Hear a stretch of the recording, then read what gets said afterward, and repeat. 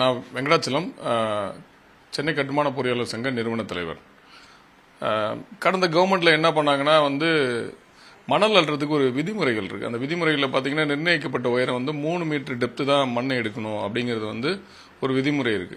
3 metre டெப்த்துனா 3 மீட்டருக்கு கீழே தண்ணி வந்ததுன்னா எடுக்கக்கூடாது அப்படிங்கிற ஒரு விதிமுறையும் இருக்கு.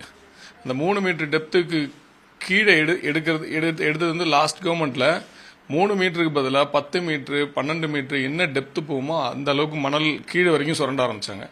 அதனால பார்த்தீங்கன்னா ஆறுகளுடைய சைடு அரிப்பு அதிகமாக ஆச்சு, நிலத்தடி நீர்மட்டம் குறைஞ்சிது.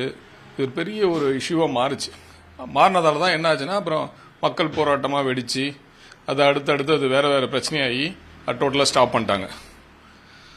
இந்த கவர்மெண்ட் முக்கியமாக இதை கண்கொத்தி பாம்பா பார்க்க வேண்டியது 3 மீட்டர் டெப்த்துக்கு தான் எடுக்கணும். 3 மீட்டர் டெப்த்துனா மேலே மணலுடைய மேல் மட்டத்திலிருந்து 3 மீட்டர் டெப்த்து தான் எடுக்கணும். அதே நேரத்தில் அந்த ஆற்றங்கரையோட ஓரத்திலிருந்து 7.5 மீட்டருக்கு உள்ளே தான் அள்ளணும் அப்படின்னு ஒரு நார்ம்ஸ் இருக்கு. அந்த நார்ம்ஸ் பிரகாரம் ஃபாலோ பண்ணுறாங்களாங்கிறது கன்ஃபார்ம் பண்ணுறதுக்கு ஒரு டீம் இருக்கணும். இன்னும் கொஞ்சம் அது டீட்டெயிலாக சொன்னால் ஒரு லாரி அது ஜிபிஎஸ் அதில் கனெக்ட் பண்ணி எவ்வளோ வெளியில் போகுது, கேமரா எந்த இடத்துல எடுக்கிறாங்களோ அந்த இடத்துல கேமரா ஃபிக்ஸ் பண்ணலாம். இந்த மாதிரிலாம் பண்ணும்போது இன்னும் கொஞ்சம் ஸ்ட்ரிக்டாக இருக்கணும்னு நான் நம்புகிறேன். இப்போ கடந்த கவர்மெண்ட் இதெல்லாம் ஃபாலோ பண்ணாங்க. ஒரு மைன்ஸ்ல இருந்து ஒரு ஆபீசர் அங்க இருப்பாங்க, எவ்வளவு அள்ளுறாங்கன்றதை செக் பண்ணுவாங்க, அள்ளி ஒரு இடத்துல சேர்த்து வச்சுட்டு அதுக்கப்புறம் தான் அவங்க சேல் பண்ணுவாங்க. இந்த மாதிரி எல்லாம் அவங்களும் பண்ணாங்க. பட் இது தவிர்த்து இன்னும் என்ன மாதிரியான அவங்க இந்த மாதிரிலாம் பண்ணாங்க. ஆனா மணலை டெப்த்து பார்த்தீங்கன்னா நிர்ணயிக்கப்பட்ட ஆழத்தை விட இன்னும் ஜாஸ்தி எடுத்துட்டு போயிட்டாங்க. அதான் பெரிய இஷ்யூவாகவே ஆச்சு. சில இடத்துலலாம் பார்த்தீங்கன்னா மணல் எடுக்கப்பட்டு ஆற்று மணலில் முற்றிலுமாக கீழே களிமண் லெவலுக்கு சுரண்டி எடுத்தாங்க. அந்த சுரண்டும் போது தான் அந்த நிலத்தடி நீர்மட்டம் குறைஞ்சிது.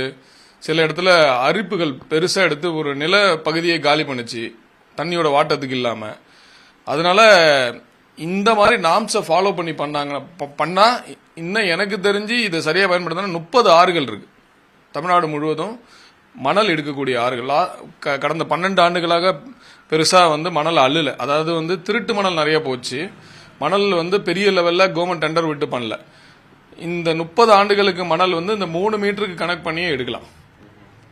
எடுக்கிறதால இதில் என்ன ஒரு பெனிஃபிட் என்னன்னா, நீங்கள் எம்சாண்ட் ஒரு மலையை உடைச்சிட்டு நீங்கள் எடுத்துட்டீங்க அப்படின்னா திருப்பி அந்த மலையை உருவாக்க முடியாது. மணலை பொறுத்தளவுக்கு என்னன்னா, நீங்க உடைச்சி இது மணல் எடுத்தீங்கன்னா திருப்பி படிவங்களில் திருப்பி மணல் வந்துடும். அதனால இயற்கையோடைய பேரழிவு இருக்கிறதுக்கு வாய்ப்புகள் கம்மி. ஆனால் மலையை உடைச்சா மலையில தான் ஆறுகளே உருவாகுது. இப்போ ஆறுகளே மலையில உருவாகுதுன்னா இதே மாதிரி மலையை உடைச்சிக்கிட்டே போனாங்கன்னா அது மிகப்பெரிய இயற்கை பேரழிவா மாறதுக்கான வாய்ப்புகள் ஆல்ரெடி போயிடுச்சு.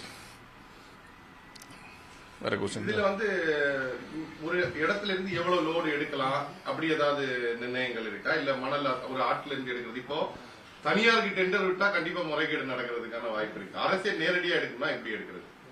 இல்ல, இது தனியாருக்கு டெண்டர் விடுறதும் அப்படிங்கறதே அதுல அரசாங்கத்துடைய கண்காணிப்பு. போன வாட்டி என்ன நடந்ததுன்னா மிகப்பெரிய இது ஒரு மணல் கொள்ளைகள் நடந்தது.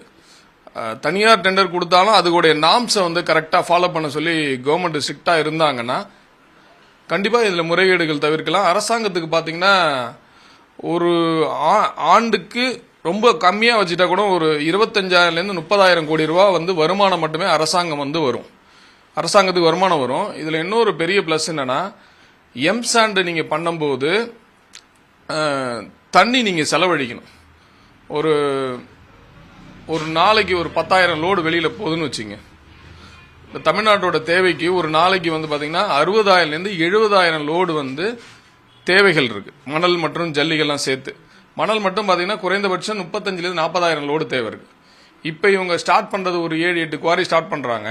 ஒரு 10,000 லோடு வெளில அனுப்புறாங்க அப்படின்னா 10,000 லோடுக்கு 15 லட்சம் லிட்டர் எம்சாண்ட்ல இருந்து நீங்க எம்சாண்டை கழுவி கொடுக்கணும். எம்சாண்டை டைரக்டா எடுக்க முடியாது. அதை வாஷ் பண்ணி தான் நீங்க பண்ணும். 15 லட்சம் லிட்டர் தண்ணி உங்களுக்கு வேஸ்ட் ஆகும். ஆற்று மணல் அது கிடையாது. நீங்க டைரக்டா அப்படியே அள்ளிக்கலாம். இதுவே ஒரு பெரிய சேவிங்ஸ். இது இயற்கையும் பாதுகாக்கப்படும். சொன்ன மாதிரியே அங்க இருந்து மணல் அள்ளுறதுல எம்சாண்டுக்கு இதுக்கு வேரியேஷன் இருக்கு. இவ்வளவு தண்ணி மிச்சப்படுத்தலாம் அப்படின்னு நீங்க சொல்றீங்க. அடுத்தது அரசே வந்து மணல் குவாரி வச்சா எங்கெங்க அதிகமா எடுக்கலாம், எந்தெந்த மாவட்டத்தில இருந்து அதிகமா எடுக்கிறதுக்கு வாய்ப்பு இருக்கு, எங்கெல்லாம் இந்த மணல் இருக்கு? இப்ப இது அரசே மணல் குவாரிகள் வச்சுது அப்படின்னு பாத்தீங்கன்னா நமக்கு வந்து மணல் வந்து அதிகமா கிடைக்கிற ஆறுகள் அப்படின்னு எடுத்தோம்னா நீங்க காவிரியில வந்து மணல் வந்து ஜாஸ்தி எடுக்கலாம். அப்புறம் பாத்தீங்கன்னா வைகை, அதாவது குறைந்தபட்சம் அந்த ஆறோட அகலம் வந்து ஒரு 500 மீட்டர் அந்த மாதிரி இருக்கும்போது அதுல மணல் படுகை வந்து ஜாஸ்தி இருக்கும். உங்களுக்கு சில இடத்துல வந்து மணலுடைய டெப்த் ஜாஸ்தி இருக்கும், அகலம் கம்மியா இருக்கும். அதாவது குறைந்தபட்சம் ஒரு கரையிலேருந்து 7.5 அடி மீட்டருக்கு வந்து மணலை எடுக்கக்கூடாது, அதுக்கு அப்புறமா தான் எடுக்கணுங்கிறது வந்து நாம்ஸே இருக்கு. அதை கணக்கு பண்ணி எங்கெங்கெல்லாம் மணல் இருக்கோ ஏற்கனவே, ஏன்னா எல்லா இடத்துலையும் மணல் அல்லனா மக்களும் ஒத்துக்க மாட்டாங்க. சில இடத்துல வந்து அங்கே லோக்கலில் பேசி கன்ஃபார்ம் பண்ணி அந்த ஊரில் பண்ணனா இந்த ஊரில் நாங்கள் இந்த ஸ்கீம்லாம் பண்ணி கொடுக்குறோம், உங்களுக்கு பிரச்சனை இருக்காதுன்னு அவங்கள்ட்ட வந்து அப்ரூவல் வாங்கிட்டு தான் இந்த ப்ராசஸே பண்ணுவாங்க. அப்படி எடுக்கும்போது பார்த்தீங்கன்னா இன்னைய சூழ்நிலையில் ஒரு 25 to 30 இடத்துல வந்து மணல் அள்ளுறதுக்கான சாத்தியம் வந்து உடனடியாக மணல் அள்ளுறதுக்கான சாத்தியம் வந்து இருக்கு.